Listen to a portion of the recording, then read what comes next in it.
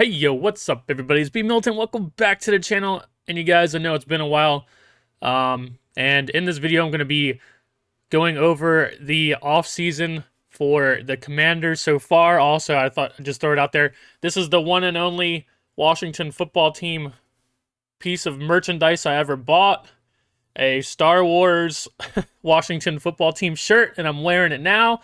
I put it on today and went to the store, and I thought, it's been a while. I need to make a new video for you guys, and figure we would wrap up what's been going on in this off season. As you guys probably know from my posts that I make, I'm not super happy with how things have been going down, but nothing we can do except for wait to see what happens on the football field. And if you see me looking this way, it's because the Orioles are beating the Yankees right now, and I have that on my other screen, so I might be peeking over there. So we'll see how that goes. It's almost over. Hopefully we pull out the win there. I also have something rare that I usually don't do unless there's an actual game. I have a little bit of notes here to kind of keep me on track here, because I could get lost and just ramble and rant forever about something. So I'm going to try to stick to a few of these things here and get this video within hopefully about 20 minutes or so I don't take up too much of your time. So the number one thing I have on my list to talk about this, about the Commanders offseason, the number one thing we have to talk about, the thing that happened first, is the acquisition of Carson Wentz, and what I am deeming the Carson Wentz effect. What do I mean by that? We have to pay Carson Wentz $28 million this year, but after that, we could keep Carson Wentz for a much cheaper deal. So I understand the thought process behind this, but that doesn't mean that there hasn't been effects of this team and effects of that money and effects of the draft picks we gave up to get him as well. Because people like Tim Settle, someone that I was very high on, I thought was a hidden gem on our football team and could possibly be a starter for us. When someone like Daron Payne is gone, we could have paid Tim Settle, a guy that I really liked, a small amount of money to maybe take over that spot as a starter. We've lost players that I thought could be impact players for us because of this Carson Wentz deal, and just there's a lot of ripple effects of this Carson Wentz deal. So I'm calling that the Carson Wentz effect, and it even goes into our draft. It's been apparent in our entire off season. Will Carson Wentz play well? I don't know, but I cannot sit here and say that Carson Wentz is going to stay healthy. He's had an injury-riddled career thus far.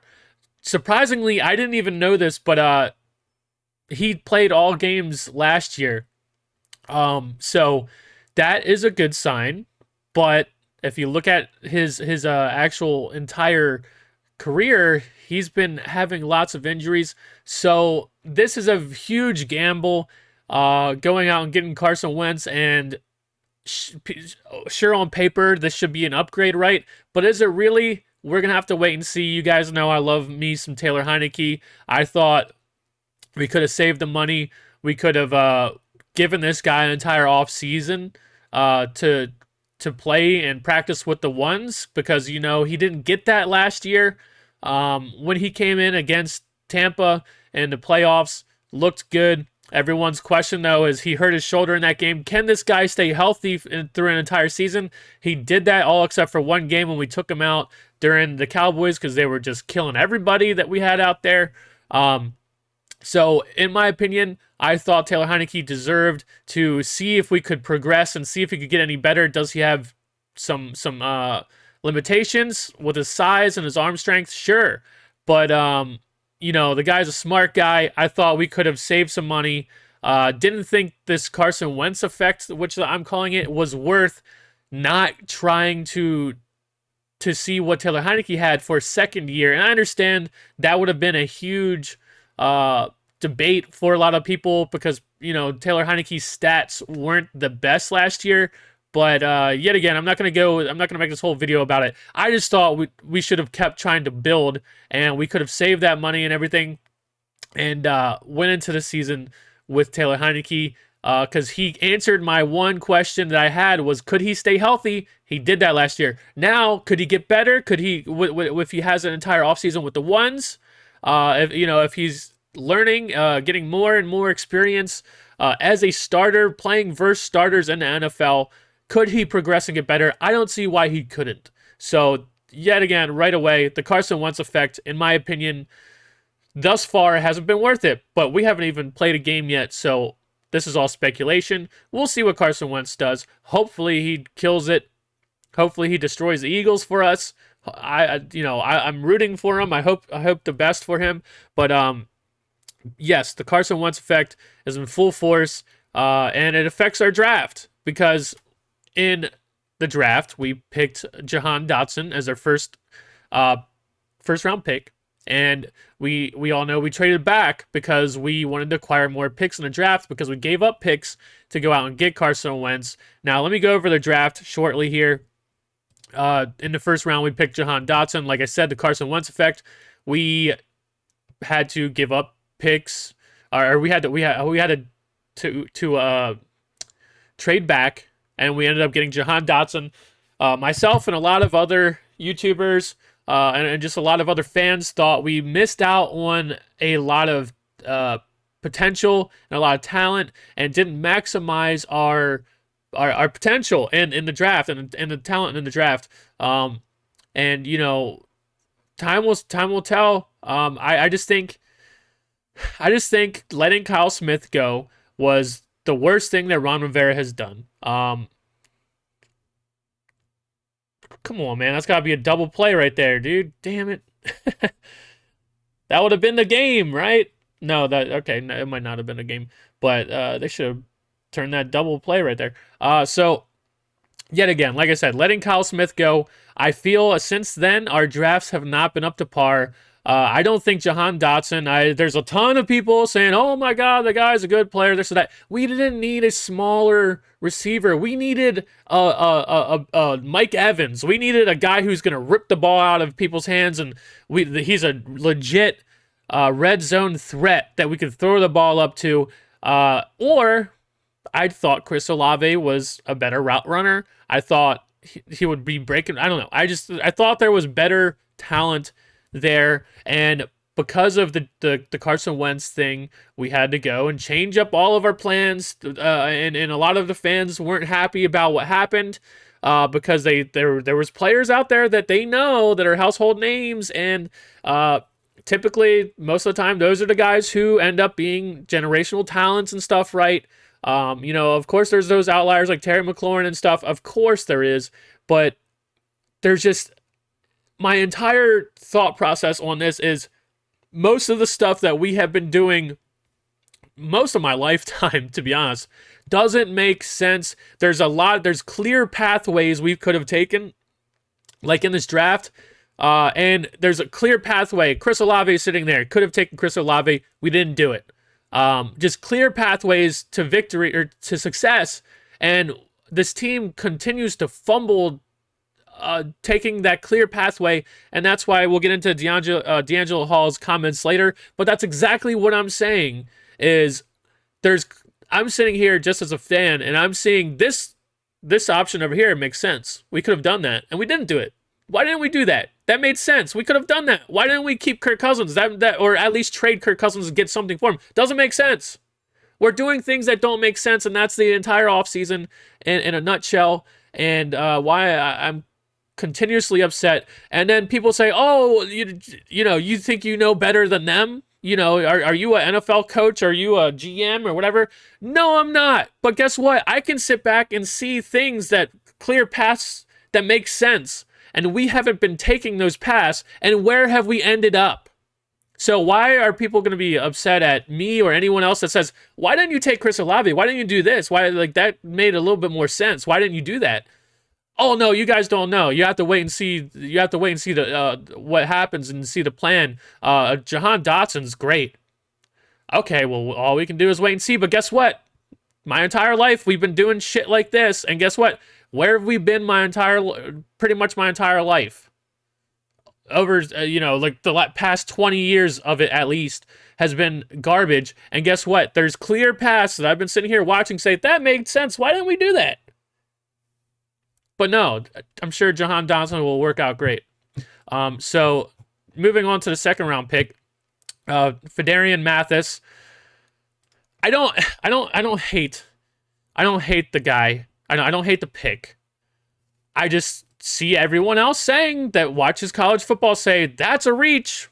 And then we all know the beef that we have and the team has with Daron Payne. This feels to me like we're going to stick it to Daron Payne. Guess what? We're not going to pay you. And guess what? We'll also do our best to draft your replacement. How about that?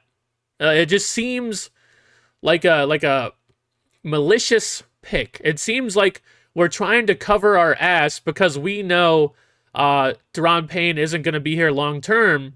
So instead of like just picking the best player available, this is what's wrong with this. This is why I'm upset about this. Instead of just picking the best player available, we're picking picks as spite picks. Picks like, oh, you want to act up, Daron Payne? You want to be a problem for us? Well, we'll draft your replacement, and also we'll do it in the second round, and we'll reach for a guy just to spite you. That's the issue with this.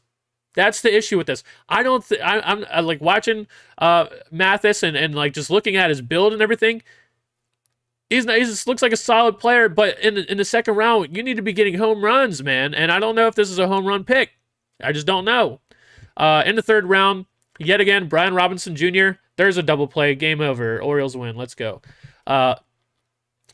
Brian in the third round, Brian Robinson Jr. Yet again, don't hate the pick. I think the guy is solid, but if you look everywhere, people are saying yet again that's a reach. Why do you do that? That's a reach. You could have maximized talent. And the one thing, like I said, I do like the pick, but see, yet again, we're picking a running back in the third round. Why? Because our starting running back fumbles the ball a lot. So this is kind of a Band-Aid. And that's how that just shows you that the team isn't really building, because we're trying to put a Band-Aid on a boo-boo that they let go of Adrian Peterson, and they said, hey, we're gonna go with this new young guy, shifty, fast guy, but then next thing you know, he's very talented, but he's also fumbling the ball all the time. So we need to go in here and spend our third round pick on a reassurance pick. Yet again, it's not like we're building a team. It seems almost like counterproductive, like we're putting a Band-Aid on a mistake we made in the past. That's what I'm trying to say here. That's why I'm upset about our direction, or lack of direction. Brian Robinson Jr., I think is a solid pick. I think he's a solid looking running back, but you have to look at the grand scheme of things. It doesn't seem like we are building correctly. It doesn't seem like we have a vision. It doesn't seem like we're building right. If we would have gotten Antonio Gibson, if we would have gotten that pick right, we wouldn't be doing this right now. You see what I'm saying? So we're going back and like reassuring ourselves with stuff instead of like continuing to build. And this pick could have been a safety that we needed or something, like a position that we really, really needed.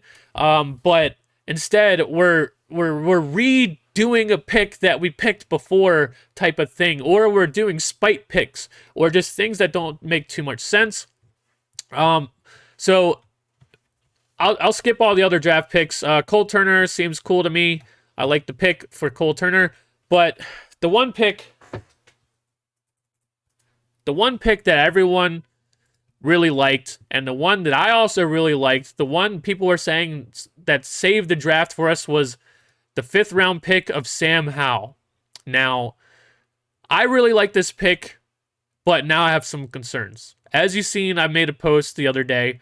I was in D.C. with my girlfriend. We went to the Vincent van Gogh Museum.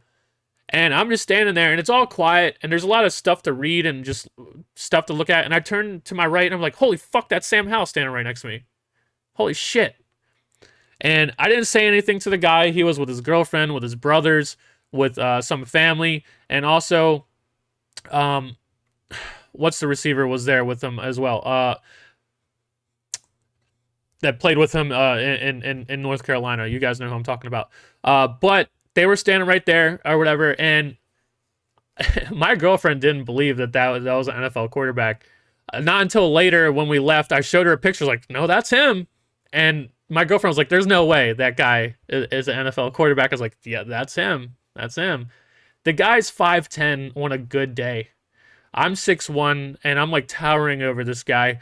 Now, I like Sam Howell, and I like the way that he plays. He reminds me, excuse me, he reminds me a lot of Heinicke. For a smaller guy, he has a lot of grit. He has a lot of determination. I like that type of stuff. Who doesn't, man? But if you don't like Taylor Heinicke, and don't get me wrong, Sam Howell definitely has a better deep ball, and that's probably the one biggest knock on Heinicke. But man, I'm telling you, I stood right next to this guy. He's fucking tiny. He's small, very, very small. So I have to rethink about it. Of course, until we see these guys in action, we don't know. We're just speculating here. But like I said, I have a pretty good speculation of how goddamn small this dude is. He's tiny. So all I'm saying is the amount that I love this pick when we first drafted him has dwindled a little bit. We gotta wait and see. So yet again, so that's the draft. I want to move on. So what do I have next on my list? Okay, so we'll close this. Next thing on the list, a big issue I have with this offseason, Cole Holcomb. Love the guy. Absolutely love Cole Holcomb. Who doesn't? So in the offseason, Cole Holcomb is saying, I want to be the middle linebacker. Give me the goddamn spot. You guys haven't filled it. Yet again, issue with the draft. Haven't filled it. Spent a first round pick on Jamin Davis.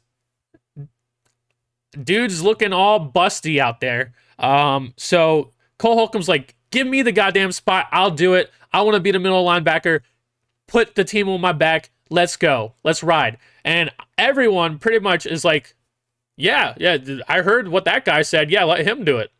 And then also at the end of the season last year, there's I remember Ron Rivera saying, yeah, Jamin Davis and Cole Holcomb, they looked a lot better out there with a true middle linebacker out there and David Mayo. He fucking said that. He said, yeah, Cole Holcomb and Jamin Davis looked like they played much better out there with a true middle linebacker out there in David Mayo. And we re-signed David Mayo. What? Don't get me wrong. Yeah, we probably re-signed him to be special teams. But Ron Rivera, are you kidding me? Are you kidding me? So we went from those words out of Ron Rivera's mouth that Cole Holcomb looks better playing linebacker, but not middle linebacker, but better when David Mayo is out there playing middle linebacker, a true middle linebacker. And then now Ron Rivera's flipped the script this offseason and said, oh yeah, we're going to roll with Cole Holcomb. He's our guy. He's our guy. We're confident. Oh, are you really? Because I watch and listen to you. I heard the things you said. So that's the type of shit I don't like. The flip of the script.